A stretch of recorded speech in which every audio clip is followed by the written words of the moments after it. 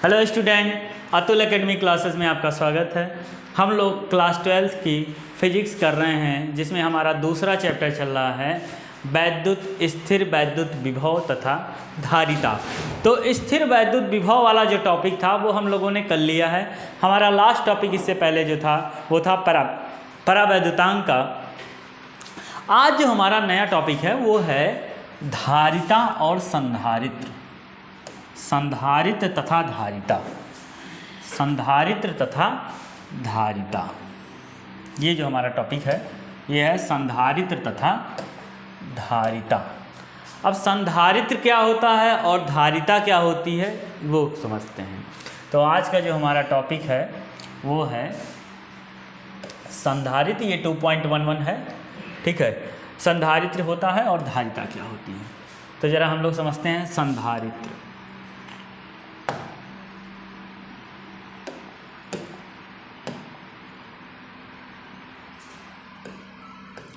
संधारित्र तथा धारिता। धारिता अब ये समझते हैं। देखिए, संधारित्र क्या होता है? एक गुण, एक पदार्थ होता है या पदार्थ होता है। यदि किसी पदार्थ में संधारित्र का गुण पाया जाता है, ठीक, यदि कोई पदार्थ है, ठीक है, उसमें क्या पाया जाए? गुण पाया जाए। कौन सी चीज़ का? धारिता का। धारिता का गुण अगर किसी पदार्थ में पाया जाता है तो उसे क्या कहते हैं? संधारित्र। यानी संधारित्र एक ऐसी डिवाइस है, ठीक है, जिसमें जो है धारिता का गुण पाया जाता है। तो ये धारिता क्या होती है इसके बारे में हम लोग पढ़ेंगे। धारिता मतलब क्या होता है? ये धारिता का मतलब होता है इस धारिता के पकड़ में जो आवेश होते हैं, आवेशों का संग्रहण, ठीक, कितनी ज़्यादा कैपेसिटी है आवेशों को स्टोर करने की, यानी संग्रहण करने की, ठीक है। आवेशों का क्या करना है? संग्रहण करना, मतलब इकट्ठा कर लेना है, ठीक है। तो किसी पदार्थ की आवेशों को संग्रहित करने की जो क्षमता होती है उसे कहते हैं धारिता। धारिता क्या है? आवेशों की जो क्षमता है, क्या करने की क्षमता है?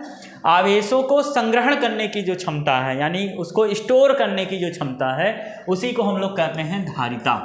और जो पदार्थ इस गुण को प्रदर्शित करता है, यानी जो पदार्थ धारिता के गुण को प्रदर्शित करता है, उसे कहते हैं संधारित्र।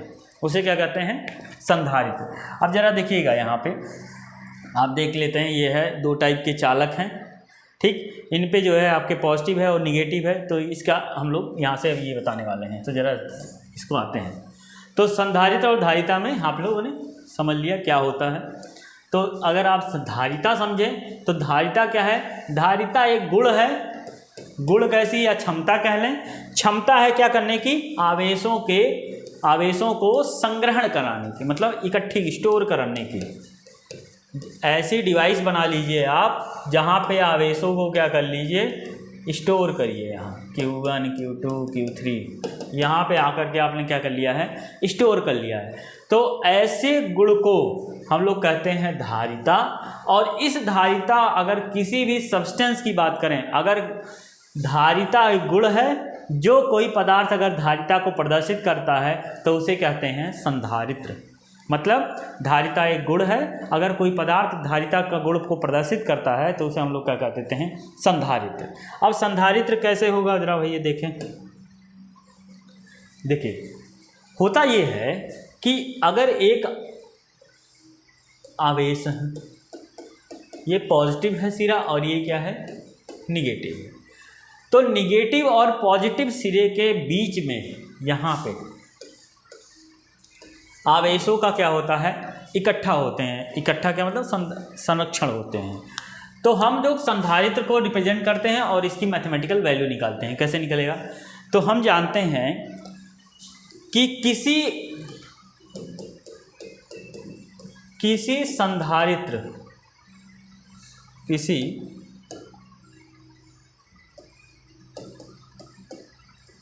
संधारित्र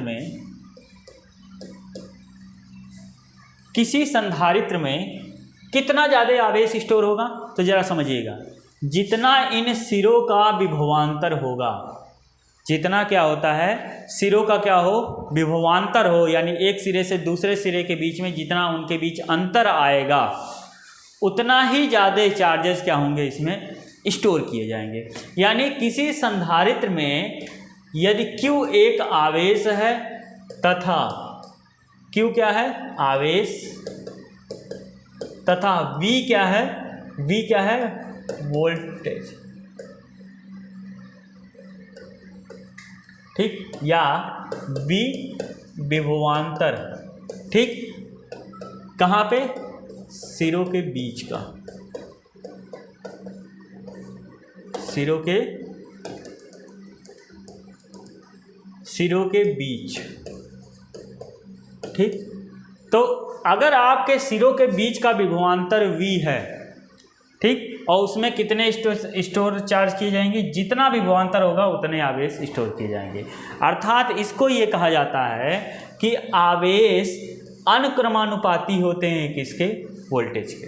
अनुक्रमानुपाती कितने होंगे, वोल्टेज के। यानी इन दोनों सिरों का जितना विभवांतर होगा, सिरों का जितना विभवांतर होगा, यानी विभव में जो अंतर आएगा, वही उतने चार्जेस क्या होंगे, इनके बीच में क्या होंगे, स्टोर किए जाएंगे या इकट्ठा किए जाएंगे।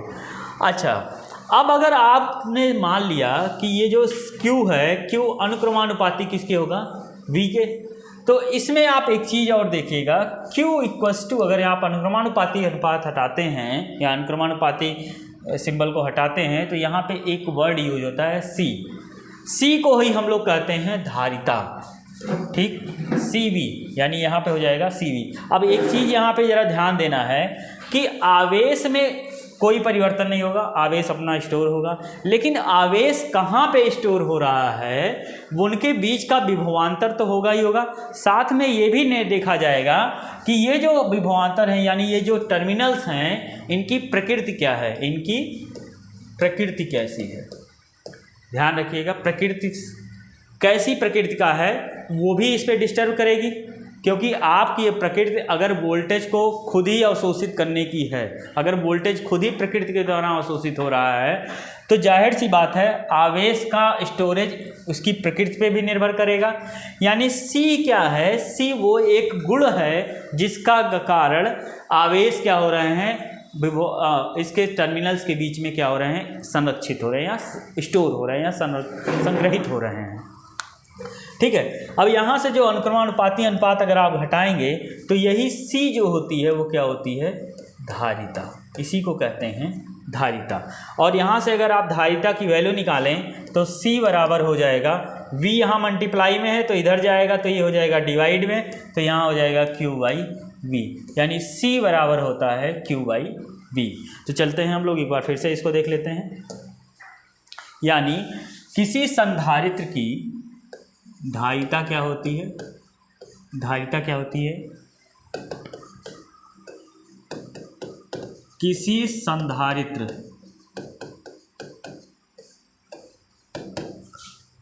का वह गुण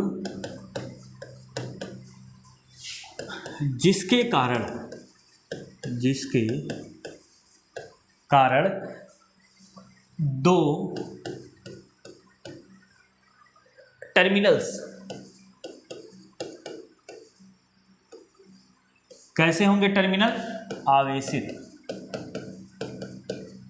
दो आवेशित टर्मिनलों के बीच में, दो आवेशित टर्मिनलों के बीच में आवेशों को संग्रहित किया जाता है,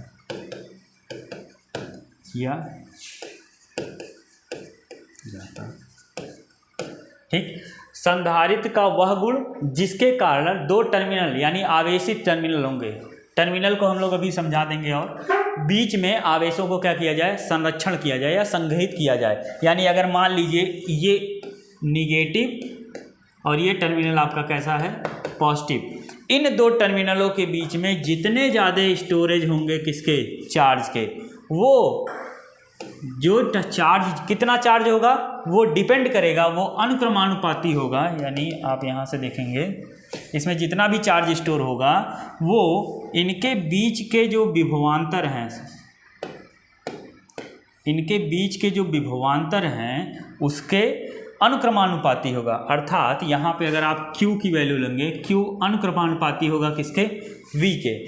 अगर आप इस अनुक्रमानुपाती को हटाते हैं तो Q बराबर हो जाएगा CV, और ये जो C है, C ही क्या कहलाती है, यही C क्या है, धारिता। इसी C को क्या कहते हैं, धारिता। और अगर आप धारिता की वैल्यू निकालना चाहें तो धारिता की वैल्यू क्या होगी, C बराबर यहाँ से आ जाएगा Q/V।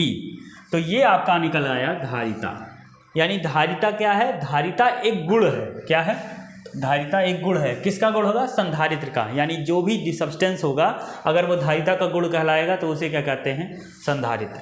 तो यहाँ से C की वैल्यू निकल गई। अब C का मात्रक क्या होगा, मात्रक, तो यहाँ देखिए Q का मात्रक कूलॉम, यानी C का मात्रक क्या हो जाएगा, कूलॉम, ठीक। और वोल्ट, विभवांतर का मात्रक होता है वोल्ट, यानी इसको हम लोग लिख सकते हैं C/V। C/V, ध्यान रखिएगा ये C संधारित्र नहीं है, ये C है कूलॉम का, ठीक है। ये क्या है, वोल्ट है, ठीक है, ये कूलॉम है। तो इसी को हम लोग एक और नए तरीके से लिखते हैं, C बराबर हो जाएगा यहाँ से CV-1, ये हो जाता है आपका मात्रक, इसका हो जाएगा, ठीक है। तो ये था आपका टॉपिक संधारित्र, संधारित्र की धारिता। तो अच्छा ये आपका निकल गया धारिता। अब आप इसे संधारित्र किसे कहेंगे, संधारित्र क्या होता है, संधारित्र में थोड़ा सा हम देख लेते हैं क्या है, कि जो भी पदार्थ, यहाँ से आप देखेंगे कुछ चीज़ों को हम डिलीट करें, चलो इसको हटा ही देते हैं। तो संधारित्र क्या होगा, यहाँ से धारित्र, संधारित्र की डिफिनीशन क्या होगी, संधारित्र क्या होता है, वह पदार्थ जो धारिता के गुण को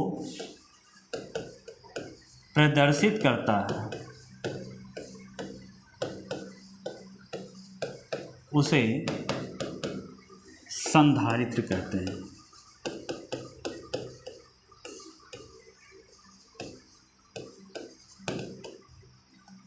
जैसे अगर ये टर्मिनल बन रहे हैं, ये निगेटिव का और ये पॉजिटिव का टर्मिनल बन रहा है, तो ये पूरी डिवाइस का नाम जो है, ये पूरा ये बन रहा है अगर आपका, तो इस डिवाइस का नाम होगा, इस पूरे सब्सटेंस का नाम क्या कहा जाएगा, इसे कहेंगे संधारित्र। इसे क्या कहेंगे, संधारित्र।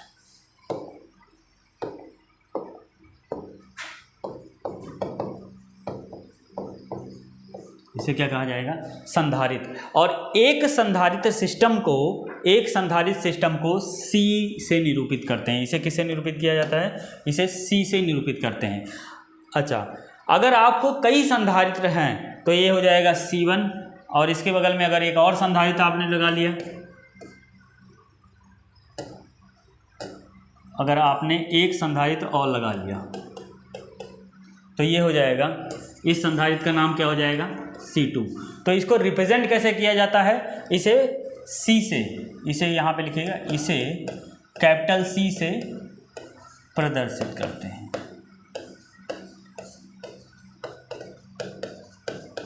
तो ये जो टॉपिक था आपका संधारित्र। संधारित्र क्या होता है, पदार्थ होता है जो धारिता के गुण को प्रदर्शित करे, और जो धारिता होती है वह क्या होता है, वो किसी संधारित्र का वह गुण जिसके कारण दोनों टर्मिनल जो आवेशित टर्मिनल हैं, तो आवेशित टर्मिनल कौन से हैं, एक टर्मिनल ये है पॉजिटिव वाला और एक पॉजिटिव वाला, और एक क्या है, निगेटिव वाला। इनके बीच क्या किया जाएगा, आवेशों का क्या कर लिया जाएगा, स्टोर किया जाता है, यानी संग्रहण किया जाता है, ठीक है। तो इसको क्या कहा जाता है, धारिता। और ये धारिता क्या होती है, यानी Q कितना स्टोर होगा, जितना उनके बीच का क्या होगा, विभवांतर। जितना ज़्यादा इसमें Q स्टोर होगा वो कितना होगा, उसकी वैल्यू V पर डिपेंड करेगी। यानी जितना इनके बीच के विभवांतर होगा, वही उसकी क्या स्टोरेज क्षमता होगी।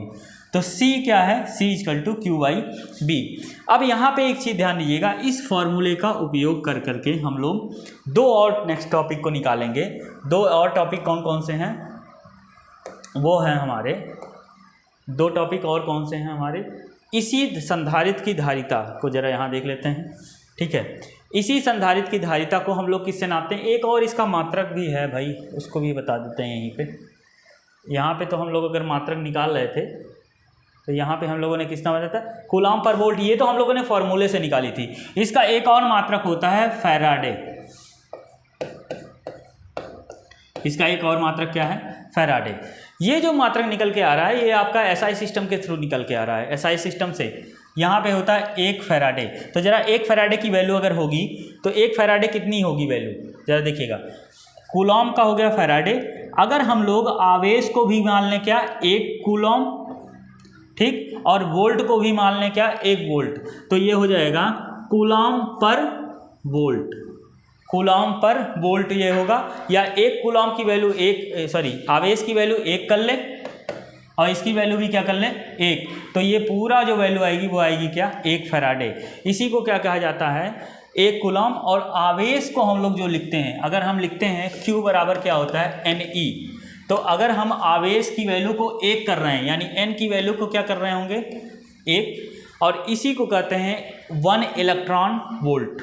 इसको क्या कहते हैं आप यहाँ पे देख लीजिए, जैसे 1 इलेक्ट्रॉन पर वोल्ट, 1 इलेक्ट्रॉन पर वोल्ट, ये चीज़ होती है किसकी, आवेश। यानी Q बराबर हो गया Ne, N की वैल्यू अगर 1 हो गई तो आवेश की वैल्यू 1 हो गई, यानी आवेश क्या हो गया 1, और ये हो गया। तो इसी चीज़ को यहाँ पे आपको डिस्क्राइब किया गया है, जरा यहाँ देख लेते हैं बुक में। यहाँ पे है आपका 1 फैराडे कूलम्ब प्रति वोल्ट, प्रति वोल्ट यानी अपॉन कर लिखा है ना, ये C = Q/B। ठीक, तो इसकी वैल्यू 1 हो गई और इसकी वैल्यू भी क्या हो गई 1 हो गई, तो कूलम्ब प्रति वोल्ट, इसको इस तरह से निकाला जाता है। ठीक, इसकी चिन्ह भी है, प्रदर्शित कर रहे हैं वही दोनों टर्मिनल को।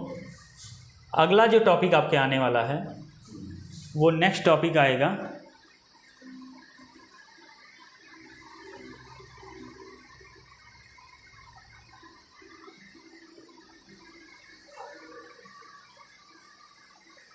ये आपका जो टॉपिक चल रहा था इससे पहले, ये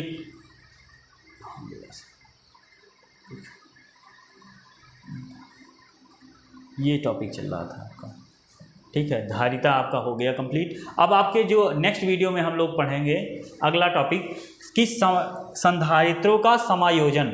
संधारित्रों का क्या होगा टॉपिक आएगा, एक नया टॉपिक आएगा जिसमें हम लोग पढ़ेंगे संधारित्रों का समायोजन। तब तक के लिए पढ़ते रहिए।